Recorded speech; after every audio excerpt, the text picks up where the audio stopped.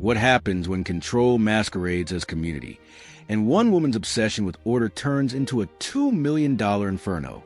Is it madness, or is it the inevitable consequence of a system built on illusion? This isn't just a story about a farm. It's about power, identity, and the cost of silence. They told us the HOA was there to protect us, protect our property values, our peace, our sense of community. But what they never said, what they never dared to admit, was that beneath the manicured lawns and pastel fences lay a quiet tyranny, a system built not on empathy but on enforcement, not on connection but on control. I remember the first time I saw Karen. Not the caricature, not the meme, but the real woman behind the gate. The one who smiled with her teeth but not her eyes, who wielded the rule book like scripture and spoke in absolutes. She wasn't elected. She was absorbed, consumed by the HOA's promise of order, and like many before her, she mistook authority for virtue. My corn farm sat just beyond the boundary line, technically outside the HOA's jurisdiction. But that didn't matter to Karen, because in her mind, boundaries were flexible when righteousness was involved. She said the farm was unsightly, unregulated, a threat to the aesthetic harmony of the neighborhood. And while her words were wrapped in bureaucratic politeness, the undertone was unmistakable. I didn't belong. But what does it mean to belong in a place where conformity is currency and individuality is debt? I had poured years into that land, soil, sweat, silence. And in return, I was met with letters, citations, veiled threats. The HOA didn't knock on my door. It crept into my mailbox, into my voicemail, into my sense of peace. And Karen was its voice, its face, its fury. She didn't see a farm. She saw defiance. She didn't see crops. She saw chaos. And in that moment, I began to understand something unsettling. That safety, as sold by the HOA, was never about protection. It was about control. Control of appearance, control of behavior, control of narrative. The cornfield was a mirror, and Karen couldn't bear her reflection in it. She needed to erase it, to restore the illusion. But what kind of community demands erasure to feel whole? What kind of neighbor sets fire to difference and calls it justice? I watched as the HOA meetings turned into tribunals, as whispers became accusations, as Karen's influence metastasized into policy. And still I stayed silent, because silence is easier than confrontation, and confrontation is punished. But silence is also complicity, and complicity is corrosive. I began to feel the weight of it, not just the pressure to conform, but the existential ache of being othered in a place that promised unity. The HOA was never about harmony. It was about homogeny, and Karen was its priestess, preaching purity through paperwork. I started to wonder, was this how empires fall? Not with war, but with regulation? Not with rebellion, but with compliance? The cornfield became a symbol, not just of sustenance, but of resistance. And Karen saw that. She saw the metaphor. And metaphors in systems like hers are dangerous because they remind people that there's another way to live, another way to be. And so she did what systems always do when threatened by truth. She tried to destroy it. But truth doesn't burn. It smolders. It waits. It watches. And when the smoke clears, it speaks. It didn't happen all at once. Destruction rarely does. It starts with a whisper, a glance, a decision made in the quiet corners of someone's mind where resentment festers and righteousness blooms. Karen didn't light the match in public. She didn't scream or threaten or announce her intentions. She simply acted, because in her world, action without accountability is power. I remember the morning it happened. The air was thick, not with smoke yet, but with tension. The kind of tension that clings to your skin and makes you question whether you're paranoid or perceptive. I had received another letter, and signed, of course, warning me that non-compliance would have consequences. The phrasing was vague, but the intent was sharp. I walked the perimeter of my farm, tracing the edges like a ritual, trying to convince myself that the land was still mine, that the roots beneath my feet meant something. But ownership is fragile when perception overrides legality. Karen didn't need permission. She needed justification. And the HOA gave her that, an ecosystem of passive approval, where silence equals consent and outrage is inconvenient. That night, the fire began, not with a roar, but with a flicker, A single corner of the field ignited, and within minutes, the flames danced like they'd been waiting. I watched from my porch, frozen not by fear, but by disbelief. How do you react when your reality is rewritten in fire? How do you scream when the system that should protect you is the one that betrayed you? I called 911. I ran toward the blaze. I tried to salvage what I could, but corn doesn't negotiate with flame. It yields. It surrenders. And as the fire consumed the rows I planted with my own hands, I felt something deeper burn, something internal, something sacred. It wasn't just my farm. It was my story, my labor, my defiance. And now it was ash. The firefighters arrived too late to save most of it. They asked questions, took notes, promised investigations. But investigations are slow and justice is slower. Karen stood at the edge of her lawn, arms crossed, watching, not with guilt, not with fear, but with satisfaction. Because in her mind, she had restored order. She had removed the blemish. She had won. But what she didn't realize, what systems like hers never realize, is that destruction doesn't erase truth. It amplifies it. It exposes it. It forces it into the light. The fire became a symbol, not of loss, but of revelation. Neighbors who had once ignored me began to ask questions. Journalists showed up. The HOA tried to spin the narrative, but the smoke lingered. And in that smoke, people saw the outline of something disturbing. A community built on exclusion, a woman weaponized by bureaucracy, a farm sacrificed for aesthetic purity. Karen had sparked more than fire. She had ignited a reckoning. And reckoning, once begun, doesn't stop. It spreads. It consumes. It transforms. I stood in the charred remains of my field and made a decision, not to rebuild, but to reveal, to tell the story, to challenge the illusion. Because sometimes the only way to fight fire is with truth. And truth, unlike corn, doesn't burn. After the fire, the silence was deafening, not the peaceful kind, the kind that follows a storm and leaves you wondering what's left, but the kind that feels like complicity, like everyone's waiting to see who speaks first so they can decide whether to listen or retreat. The neighborhood, once a curated illusion of unity, began to fracture. People who had once waved politely now avoided eye contact. Some whispered, some stared, but most did what communities do when faced with uncomfortable truths. They retreated into the safety of denial. Karen, of course, maintained her innocence. She claimed coincidence, bad luck, faulty wiring, anything but intent. But intent has a scent, and hers lingered in the air like smoke. The HOA issued a statement, sterile, evasive, full of legal padding and moral emptiness. They spoke of unfortunate events, ongoing investigations, and commitment to community standards. Not once did they mention me. Not once did they acknowledge the loss. Because acknowledgement is admission, and admission is dangerous. But something had shifted. The fire had burned more than crops. It scorched a narrative. And in that scorched space, people began to see. A neighbor named Elise, who had never spoken to me before, knocked on my door with tears in her eyes. She said she was sorry. She said she had known something was wrong, but didn't know how to speak up. Another neighbor, James, offered to help rebuild. Not the farm. He knew that was gone, but something deeper, a sense of place, a sense of resistance. And slowly, the silence cracked. Not shattered, not exploded, just cracked. Enough for truth to seep in. Enough for questions to be asked. Why did Karen have so much power? Why did the HOA operate like a shadow government? Why do we let fear dictate our friendships, our boundaries, our ethics? The community began to divide, not into chaos, but into clarity. There were those who clung to the illusion, who doubled down on the rules, who saw the fire as a necessary purge.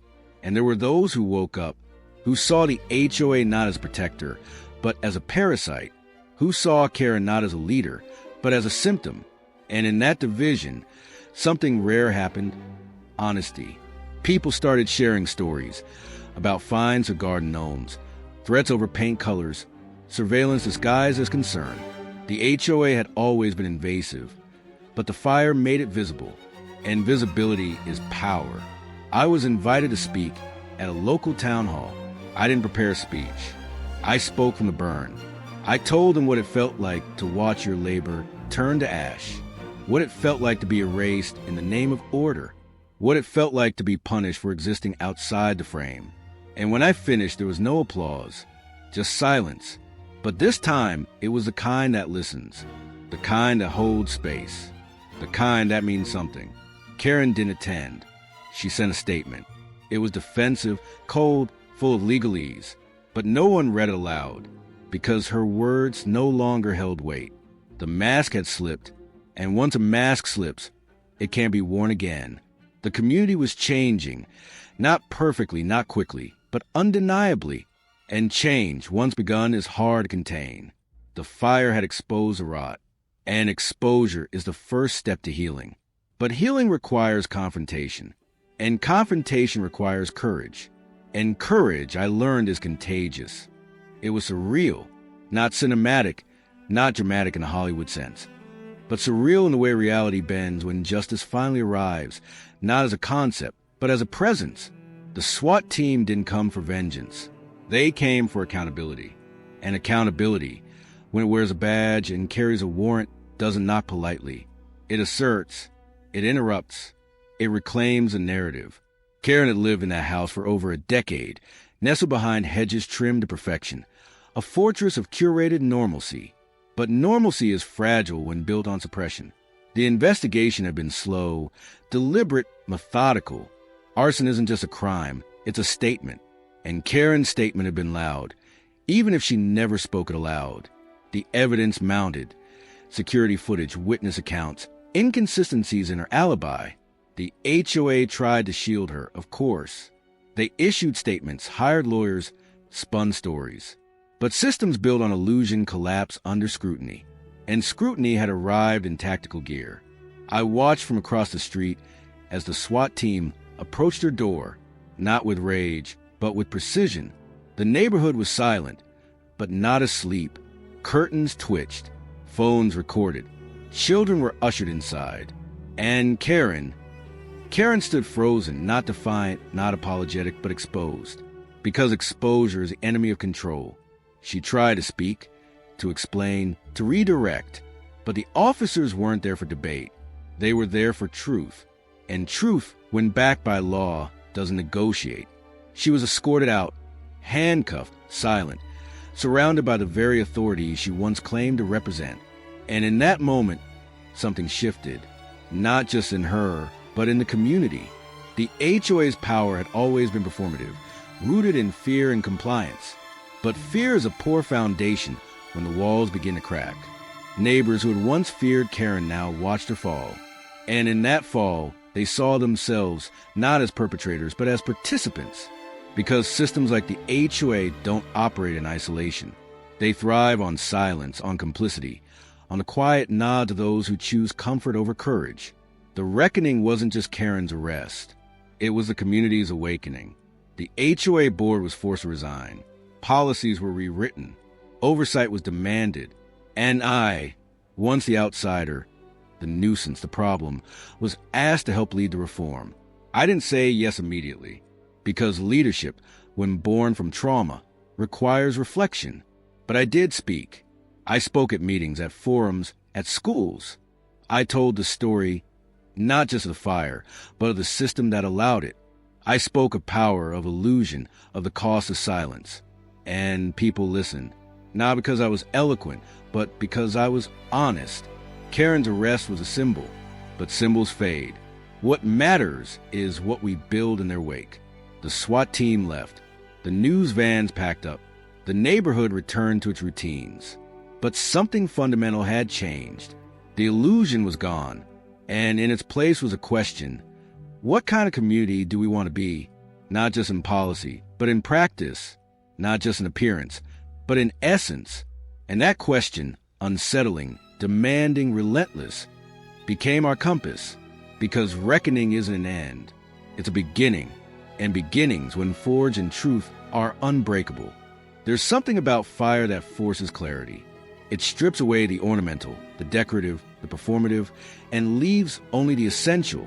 After the flames died down and the smoke dispersed, I found myself standing in the middle of what used to be my farm, surrounded not by crops, but by questions. Who was I before this? Who had I become?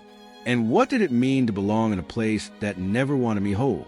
The cornfield had always been more than agriculture. It was identity. It was legacy. It was resistance. I planted it not just to feed, but to remind myself that growth is possible even in hostile soil. But hostile soil doesn't just resist, it retaliates. Karen's fire wasn't just an act of destruction. It was a declaration that difference is dangerous, that autonomy is offensive, that visibility must be punished. And in that declaration, I saw the blueprint of every system that has ever tried to erase the inconvenient. The HOA was never about community. It was about conformity. And conformity, when enforced, becomes violence. Not always physical, but always personal. I began to reflect on the subtle ways I've been asked to shrink. The polite suggestions to tone down my landscaping, the passive-aggressive notes about neighborhood standards, the exclusion from events, the quiet disapproval that followed every act of individuality. It wasn't overt. It was insidious. And insidiousness is harder to fight because it wears a smile. But the fire changed that. It made the invisible visible. It turned microaggressions into ash. And in that ash, I found something unexpected: clarity. I realized that belonging isn't about acceptance. It's about recognition. Recognition of your right to exist without apology, without compromise, without camouflage. Karen never saw me. She saw a disruption, a deviation, a threat, and threats in her worldview must be neutralized. But what she didn't understand, what systems like hers never understand, is that identity, once awakened, doesn't retreat. It expands. It asserts. It reclaims. I began to write, not just about the fire, but about the philosophy behind it, about the architecture of exclusion, about the psychology of control. I wrote essays, gave talks, spoke to students. I told them that power isn't always loud. Sometimes it's quiet. Sometimes it's a rule book. Sometimes it's a smile that doesn't reach the eyes. And I told them that resistance isn't always protest. Sometimes it's planting corn. Sometimes it's refusing to move. Sometimes it's telling the story even when no one wants to hear it. The community began to shift, not dramatically, but meaningfully. People started questioning the rules, questioning the roles, questioning the rituals of silence they had inherited. And in that questioning, I saw hope. Not naive hope, but earned hope. The kind that comes after fire. The kind that knows loss but chooses growth. I rebuilt not the farm, but the narrative. I created a space for others to speak, to share, to reflect. And in that space, I saw belonging, not because we were the same, but because we were seen. Karen's fire tried to erase me, but erasure only works when the erase stays silent. I didn't. I spoke. I reflected. I reclaimed. And in that reclamation, I found something deeper than justice. I found truth. And truth, once spoken, becomes a beacon, not just for the speaker, but for everyone who's ever been asked to disappear. There are moments in life when the world splits, not with noise, but with clarity. The fire was one of those moments. It didn't just consume my farm. It revealed the architecture of a system built on fear, control, and silence.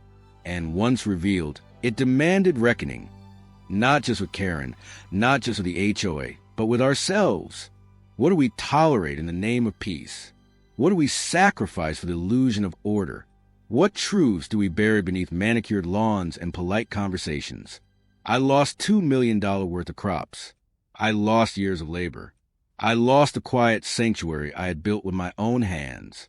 But I gained something more dangerous, more powerful, more permanent. Perspective. And perspective, once earned, cannot be revoked. We learn that power, when unchecked, becomes cruelty. That community, when curated, becomes exclusion. That silence, when normalized, becomes complicity. Karen didn't act alone. She was a product of a system that rewards control and punishes difference. And that system lives in more places than we care to admit. In HOAs, in schools, in workplaces, in families. It lives wherever rules are used to erase rather than protect. We lost more than corn. We lost innocence. We lost a belief that good intentions are enough. Because they're not. Intentions don't stop fires. Actions do. Voices do. Resistance does. And resistance, when rooted in truth, becomes legacy. I still walk the edge of that field sometimes. Not to mourn, but to remember. To remember what was taken. To remember what was revealed. To remember what must never happen again. The soil is healing. Slowly. Quietly. But healing. And in that healing, I see a metaphor, not of restoration, but of transformation. Because we cannot go back. We should not go back. We must go forward, with eyes open, with voices raised, with truth spoken. Karen's fire was meant to silence, but it spoke. Loudly, clearly, permanently. And now it's our turn to speak. To challenge systems that erase. To protect spaces that nurture.